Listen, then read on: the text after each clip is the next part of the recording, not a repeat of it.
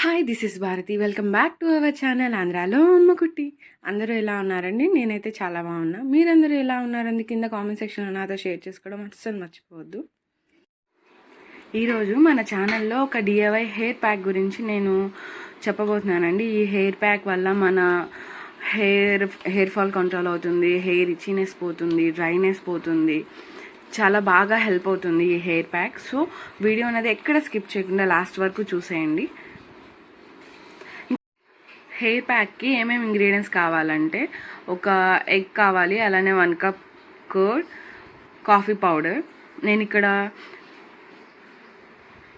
ఒక 2 table spoon coffee powder తీసుకుంటున్నానండి. అది మన చాయిస్, మన కాఫీ పౌడర్ ఏదైనా తీసుకోవచ్చు. అండ్ నెక్స్ట్ 1 కప్ కర్డ్, అలానే ఎగ్. ఈ మూడింటిని మిక్స్ చేస్తున్నా బాగా. చూసారా, పేస్ట్ కొంచెం అలానే ఉంటుంది, ఇగ్నోర్ చేయండి. బట్ హెయిర్కి అయితే చాలా బాగా హెల్ప్ అవుతుంది. ఈ మూడింటిని బాగా మిక్స్ చేసి మన హెయిర్కి అప్లై చేయాలి.